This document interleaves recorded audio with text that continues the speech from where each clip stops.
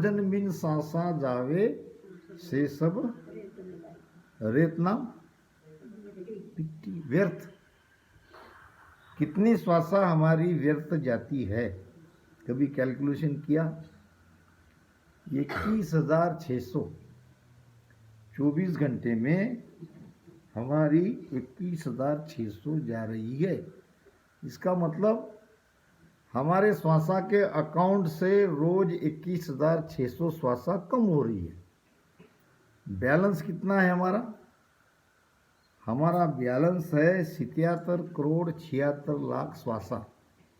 हमारी आयु वर्षों में नहीं है, हमारी आयु श्वासा पर आधारित है और इसमें से रोज की 21,600 जा रही है। जे दिन जाए भजन के लेके 100 दिन आवे गिनती में। जिस श्वासा में हम भजन कर रहे हैं वही श्वासा हमारी गिनती में आएगी, बाकी तो व्यर्थ चलेगी। राम भजन बिन सांसा जावे से सब रेत। रेत में चली गई, इसलिए मन को उपदेश कर रहे हैं। अब मन को उपदेश क्यों कर रहे? अभी तो मैंने मन के बारे में बहुत कुछ कहा कि मन ही काल है, मन के विचारों की तरफ नहीं जाना, कहा कि नहीं? फिर यहाँ तो मन को ही उपदेश हो रहा है। वो इसलिए हो रहा है कि शरीर और आत्मा का जोड़ है मन, और आत्मा को कुछ चाहिए नहीं। ये जो आत्मा जीव भाव में आई है, ये जीव है मन के अधीन। मना एवं मनुष्याना बंधनो मोक्षने कारणे। मन ही बंधन में लाता है और मन ही बंधन से मुक्त करता है। मन अगर मान जाए, इसलिए बार बार संतों ने कहा है कि मन को भजन में लगाओ। मन को छोड़ के आप अमरलोक नहीं जा सकते। चलो इसके पीछे ही नहीं लगे और हम हमारे निकल जाए, क्योंकि वो जाने नहीं देगा। ये आप जीवात्मा मन के अंडर में है, इसलिए मन को भजन में लगाना ही पड़ेगा। अगर मन मान गया तो मोक्ष में जाएंगे। अगर मन नहीं मानता है और मन के पीछे भागे भागे हम फिर रहे हैं, तो मन आपको कभी भी मोक्ष में नहीं ले जाएगा। तो मन को भजन में लगाना है। मन ही को परमो दिए, मन ही को दो उपदेश। सुनने वाला तो मन ही है। अभी आप बैठे हो, कौन सुन रहा है आपका? मन ही सुन रहा है। किसके द्वारा सुन रहा है? कान के द्वारा। कान पर मन का ही नियंत्रण है। अगर थोड़ी देर आप आपकी नजरें इधर उधर हटा लो, ये ज्ञान निकल जाएगा, आपको पता नहीं चलेगा। आप यहाँ रहते हुए भी मैंने यहाँ पे क्या कहा है ये आपको याद नहीं रहेगा, क्योंकि मन निकल गया।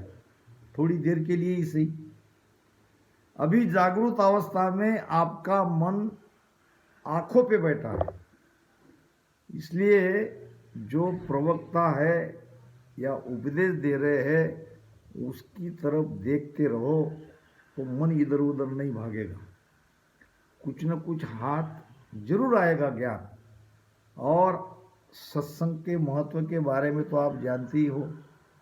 सत्संग से ही भ्रम दूर होते हैं और सत्संग ही वो माध्यम है। महाराज कहते हैं,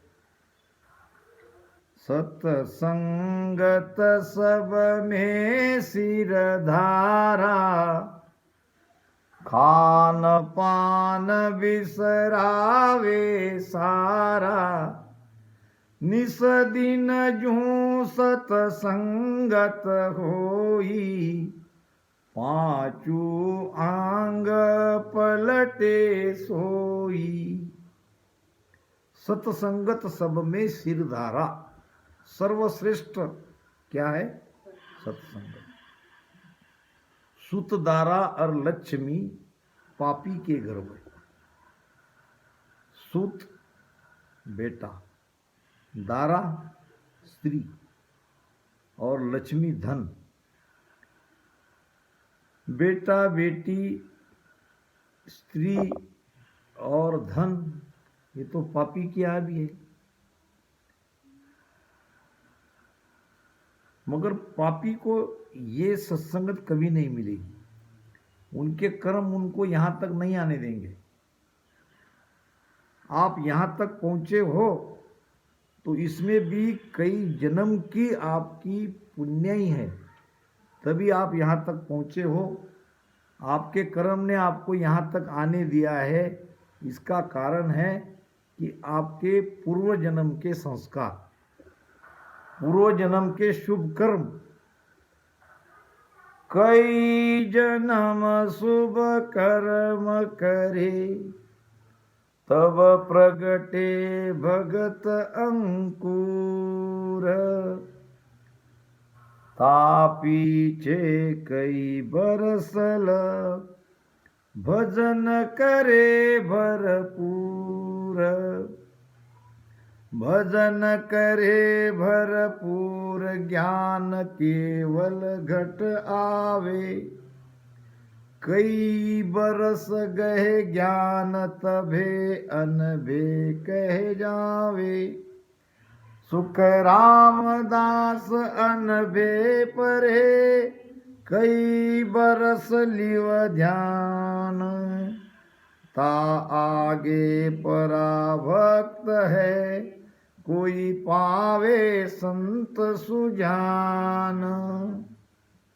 जन्म जन्म की पूर्व पुण्य ही हमारे काम आई।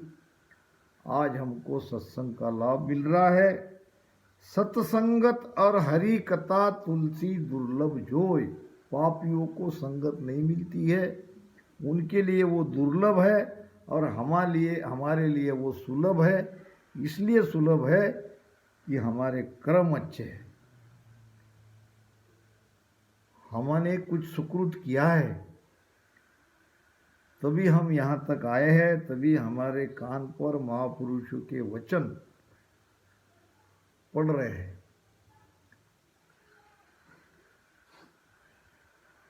सतगुरु को एको शब्द मन कोई लेवे मान, तो सहज होत है संत दास मुश्किल से आसान।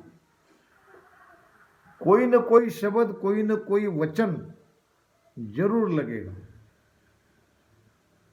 और वचन लगने के लिए आपका ध्यान होना जरूरी है। आपका मन अगर बराबर ये सब सुन रहा है तो चोट लगेगी। नहीं तो संतों ने कहा है, वक्ता श्रोता बहु मिले, मिटी न खेचातान। ये खेचातान नहीं मिट रही है। वक्ता श्रोता बहुत गए, मेरे जैसे वक्ता कई आए, आपके श्रोता, आपके जैसे श्रोता कई आए कई गए और आते रहेंगे, मगर बात जम नहीं रही है। वो बाण नहीं लग रहा है। शब्द का बाण लगना चाहिए। दरिया ऐसा ना मिला सन्मुख झेले बाण। सन्मुख बाण झेलने के लिए चित्त मन सत्संग में चाहिए, और तब कहीं न कहीं कोई न कोई चीज जरूर हमारे अंदर लगेगी। सदगुरु सुखराम जी महाराज ने बड़ा अच्छा प्रमाण सदगुरु मेहर के अंग में लिया है। वो कहते हैं, नीचे कबूए करी जसी, की का अर्थ पर आय। ज्ञानी यूं विचार कर, निज मन सौंप्यो लाय। निज मन सौंप्यो लाय, घेर मन सतगुरु पे ल्याओ। ऊपर लो व्यवहार रीत रंग करत जाओ, सुख राम बाण नित फेंकियो, ये एक लागे गो आय, नेछे कबू एक रीजसी, केक अरत पर आय। नेछे नाम निश्चय, निश्चित। सदगुरु जी महाराज रीझेंगे। कैसे रीझेंगे? सदगुरु रिश्ते कैसे हैं? मन रिजासु ना बने, सदगुरु का मन रिझाने से काम नहीं होगा। ना मुख कहिया जोय, मुख से अगर कहेगा कि जा बेटा तुम्हारे घट में नियंचर जग जाएगा, ऐसा कह देने से हमारे घट में वो नियंचर नहीं जगेगा। सिद्ध महात्मा है तो उसके वचन फलते हैं, वो भी माया के सुख दे सकते हैं। वचना से कोई किसी को मोक्ष नहीं ले जा सकते। मन रिजासु ना बने, ना मुख कहिया जोय, ओ अरद दीठो तोल हम लाख दुआई मोए। महाराज कहते हैं कि मुझे लाख सौगन है, मैं ये जो कह रहा हूं ये सत्य कह रहा हूं, मुझे लाख सौगन है। सदगुरु का मन रिझने से काम नहीं होगा, या सदगुरु ने मुख से भी कहा तो भी हमारे भीतर वो सत्ता नहीं जगेगी। लाख दुआई मोए निज मन रिजा भाई, अरे बने शीश में रीत और सब भरम उपाय। शिष्य के घट में तभी वो सत्ता जगेगी जब सदगुरु का निजमन रिझेगा। सुखराम कहे मोबस नहीं निजमन न्यारो होए। अब सदगुरु का निजमन कब रिझेगा? तो यहां कह रहे महाराज नेछे कबू एक रीजसी। कब रिझेगा ये नहीं पता, मगर रिझेगा जरूर। कैसे रिझेगा? यही का अर्थ पर आए, आपके भाव देख के, आपका प्रेम देख के, आपकी सेवा देख के, आपका समर्पण देख के सदगुरु जी महाराज रिझेंगे। ये कोई न कोई भाव देख के सदगुरु जी महाराज रिझेंगे। वो भजन भी हो सकता है, भजन में प्रेम भी हो सकता है, सेवा का भाव भी हो सकता है, समर्पण भी हो सकता है, प्रार्थना भी हो सकता है। आपके अंदर तड़प कितनी है ये देख के सदगुरु जी महाराज रिझेंगे। ज्ञानी यूं विचार कर निजमन सोप्यो लाए, ये विचार करके आप निजमन से भक्ति करते रहो, भजन करते रहो। भजन में उतावली नहीं होना, यहां बहुत धैर्य का काम है। ये कोई मशीन नहीं है इधर से डाल दिया इधर से पैक निकल गया। ये तो जन्मों जन्मों की कमाई है, और बड़भागी ही इस धारा में आके परम पद को प्राप्त कर सकते हैं। हम देखते हैं रोजाना संगत मिलके भी हमारे परिवार के लोग नहीं आ पा रहे इसमें। उनका भाग्य है, उनकी मति भाग ही ऐसो, क्या करें। सब अपना अपना कर्म लेके आए हैं। हम गाते ना, हमारे घर बैठे गंगा आई आज सैया आओ, ये गाते कि नहीं? घर बैठे गंगा तो आती है, मगर उसकी कीमत एक प्यासे ही समझ सकते हैं। आप सुबह के इतना सारा काम धाम छोड़ के यहाँ पे, कई बहनें आई, कई बेटियां आई, भजन करके गई। क्या है इसका अर्थ? प्यास है। प्यास है तभी तो वो आता है पीने के लिए। उनको पता है कि काम तो चलता रहेगा, मगर ये जो समय हमको मिला है ये मौका दोबारा नहीं मिलेगा। तो यही तो चाहिए सदगुरु को, आपका भाव चाहिए। महाराज कहते हैं नेम जहां गुण होए। नेम किसको कहते हैं? नियम को। नियम नियम ये एक नगरी में एक गरीब व्यक्ति था, और मट्टी खोद के अपना पेट भरता था। वो मट्टी का काम करते थे, अभी तो मशीन निकल गई। पहले जमीन की मट्टी खोदी जाती थी और जितनी उसने खोदी उसका मोज माप करके उसको पेमेंट किया जाता था। तो अपना टिकास पावड़ा लेके मट्टी काम करने वाले कई है, अब भी कहीं कहीं दिखते हैं। तो वो नगरी में एक गरीब व्यक्ति अपना टिकास पावड़ा लेके मट्टी खोदने का काम कर रहा था और एक दिन उसका भाग्य जग गया। अब भाग्य जगा तो फिर क्या देर है, वहीं से राजा रथ पे बैठ के कहीं जा रहे थे। अब राजा की नज़र उस व्यक्ति पर पड़ गई। पसीने से सारा शरीर पसीना पसीना हो रहा है, यहाँ बहुत पसीना हो रहा है और वो काम कर रहा है। सिपाही को कहा इसको यहाँ बुलाओ मेरे पास। और राजा ने उसको कहा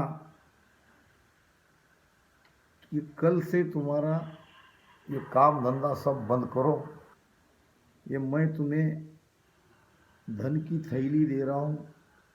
अब राजा को क्या कमी है, राजा देना चाहे किसको कुछ भी दे सकता है। और राजा ने उसको धनवान बना दिया, तुरंत धनवान बन गया। अब उसके पास सब कुछ था, घर था, खेती बाड़ी थी, पैसा था, सब कुछ हुआ। कुछ सालों बाद राजा वहीं से ही जा रहे थे और देखा तो वही व्यक्ति दोबारा वही काम कर रहा था। राजा को आश्चर्य हुआ, कुछ साल पहले मैंने इसको काफी धन दिया था, ये तो बहुत बड़ा धनवान होना चाहिए, और ये आज भी वही काम कर रहा है। और सिपाही को कहा उनको बुलाओ। हाथ जोड़कर आया, राजा को प्रणाम किया। राजा ने कहा अगर मैं भूला नहीं हूं तो तुम वही व्यक्ति हो? उसने कहा हाँ महाराज, मैं वही व्यक्ति हूँ।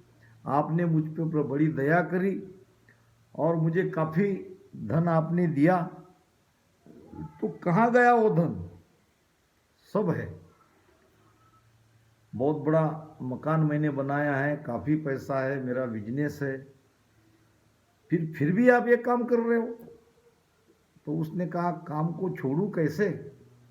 पहले करता था पेट भरने के लिए, अब करता हूँ यही काम करने से मुझे आपके दर्शन हुए और आपकी कृपा हुई और आपके द्वारा अपार धन मिला, तो मैं इस काम को कैसे छोड़ूं? नेम रखो, भजन का नेम रखो, ये मत सोचो कि कब होगा, कभी न कभी होगा, कभी न कभी कृपा होगी। द्वार धनी के पड़ी रहो, धक्का धनी का खाए, कबू एक आन निवाज ही खबर पड़ेगी जाए। कुत्ता जैसे अपने मालिक का दरवाजा वहीं सोता है।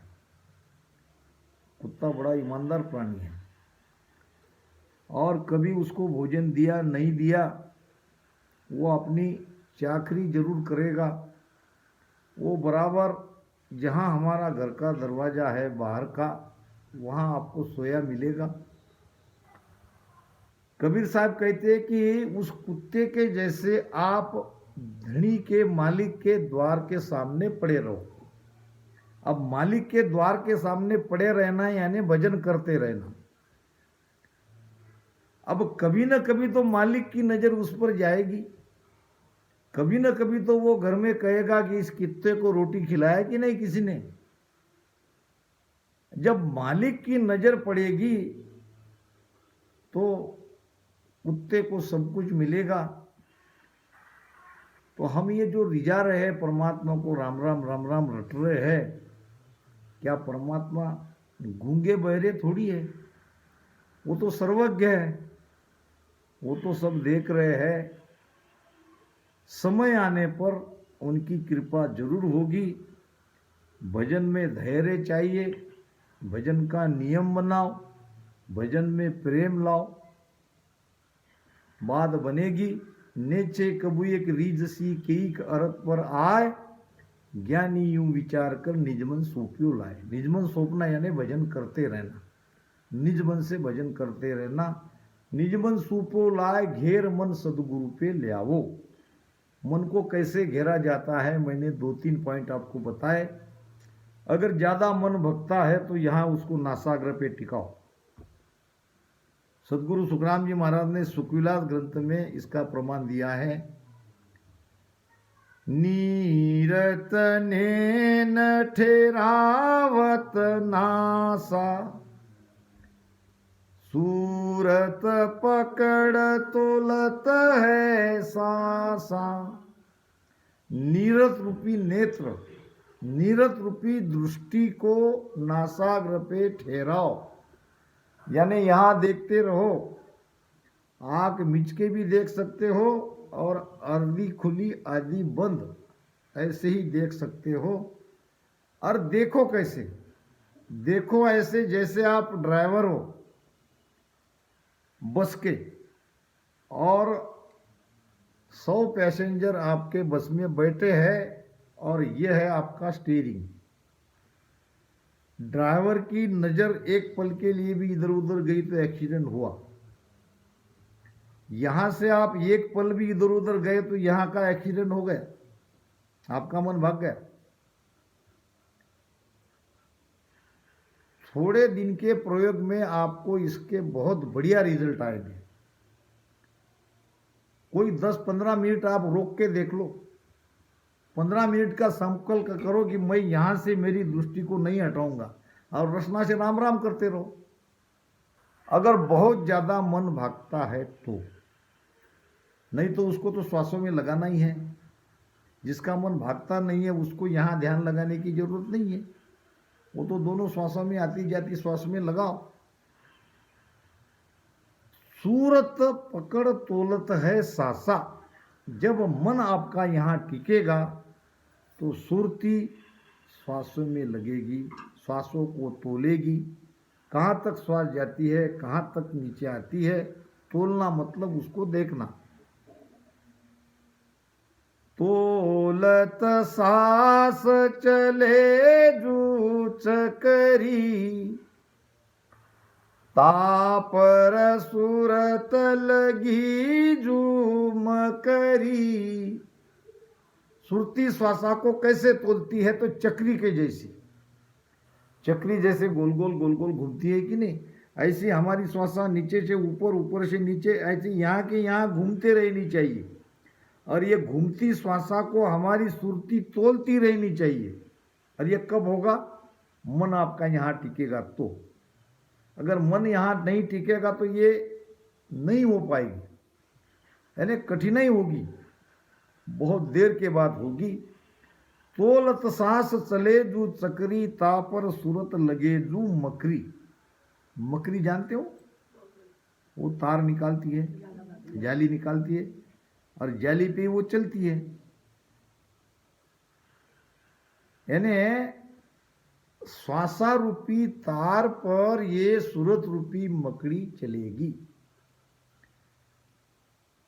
घट प्रजा में महाराज ने कहा है, सूरत हमारी माकड़ी,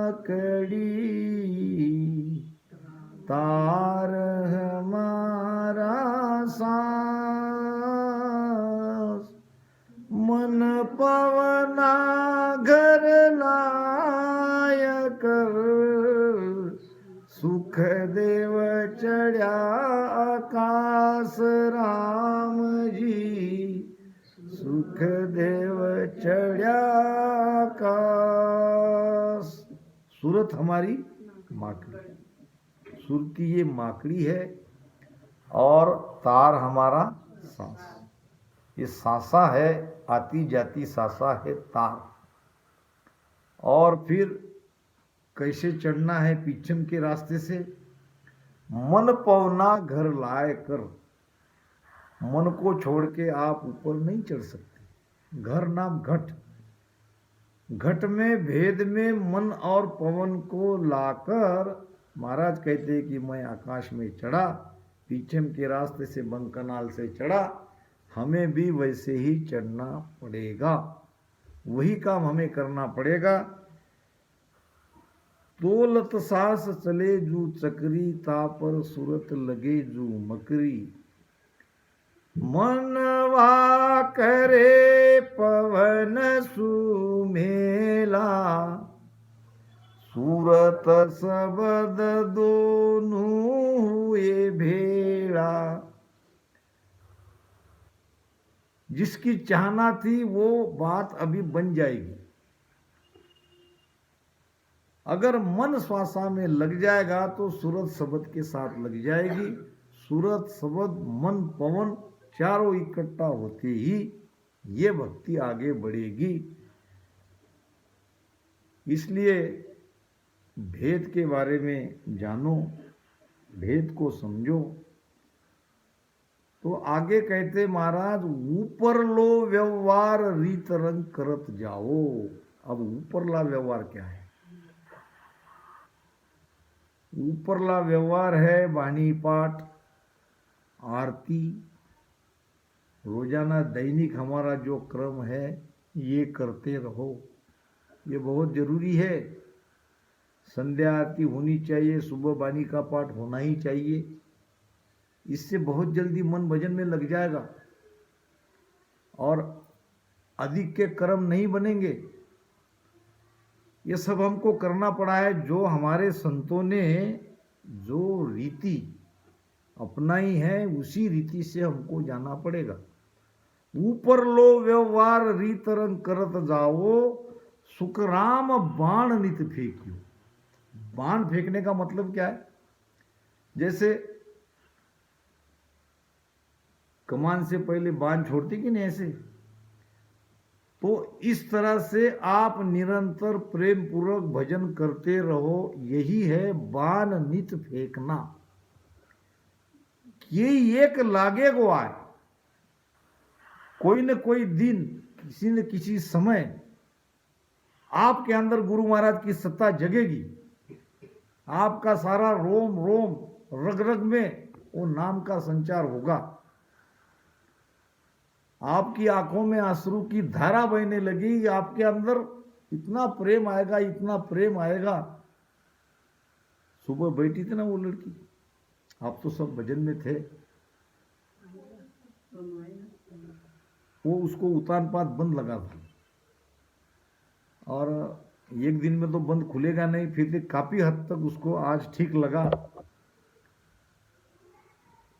तो ये शब्द का पराक्रम है, ये गुरु महाराज का सत्ता का पराक्रम है। ये सबके साथ होगा, आगे पीछे होगा। आपका समर्पण कैसा है इस पे होगा। आप भजन में कैसे भजन करते हो इस पे होगा।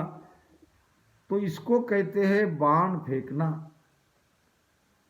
वो ऐसा रहता है ना, वो ऐसे क्या कहते हैं उसको, हाँ ऐसा रहता है वो, उसमें बाजू में लाल काले हरे ऐसे कलर रहते हैं, बीच में एक पॉइंट रहता है और उसको कहते हैं कि भाई ऐसे मारते रहो, ऐसे मारते रहो। अब कोई बाहर लगता, कोई वो गोले में लगता, कोई पहले दूसरे तीसरे में लगता किसी किसी का। अगर आप फेंकते रहे फेंकते रहे फेंकते रहे तो कभी न कभी तो। अब अर्जुन ने कितनी कठिन परीक्षा दी। जब द्रौपदी का स्वयंवर हुआ तो स्वयंवर का प्रण क्या था कि कढ़ाई में उबलता हुआ पानी कहो या तेल कहो, नीचे देखना और ऊपर मछली जो है वो ऐसी घूमती रहेगी और उसके आँख को फोड़ना, वो भी सीधे नहीं देखना। मछली भी हिल रही है, कढ़ाई का पानी भी उबल रहा है और नीचे देख के उसके आँख को फोड़ना है। अब ये सब बातें भगवान कृष्ण अर्जुन को समझा रहे थे कि बिल्कुल नज़र मछली पे मत रखो, बड़े धैर्य से मछली की एक आँख की तरफ ही देखना और बराबर उस आग में ही निशान मारना, नीचे जलती कढ़ाई में देखना। अब ऐसा सब भगवान कृष्ण अपने शिष्य अर्जुन को समझा रहे थे। तो अर्जुन कहने लगे, भगवान सब मुझे ही करना है तो आप क्या करने वाले हो? आप तो मेरे गुरु हो, मुझे ही सारी सीख दे रहे हो, ये करो वो करो वो करो, ऐसे बाण मारो, ऐसे पैर रखो, ऐसे नीचे देखो, और मछली की ये कोई देखो, तो आप क्या करोगे? तो भगवान कृष्ण ने हंसते हुए जवाब दिया, मैं वो करूँगा जो तुम कभी नहीं कर सको। तो क्या करने वाले हो ये तो बताओ। जो नीचे उबला हुआ पानी है उसको स्थिर तो मैं ही करूँगा। अगर मैं स्थिर करूँगा तो तुम मछली को देखोगे। पानी अगर ऐसे अस्थिर रहा, उबलता रहा, तो तुम कभी भी निशान नहीं लगा सकते। तो कहने का मतलब है कि दृढ़ निश्चय से, संकल्प के साथ, विरह और प्रेम से, पीड़ से भजन करते रहो। गुरु महाराज की सत्ता चल रही है और कृपा करने वाले आपके सामने ज्ञान रूप में बैठे हैं। जरूर कृपा होगी। तो महाराज कहते हैं, राम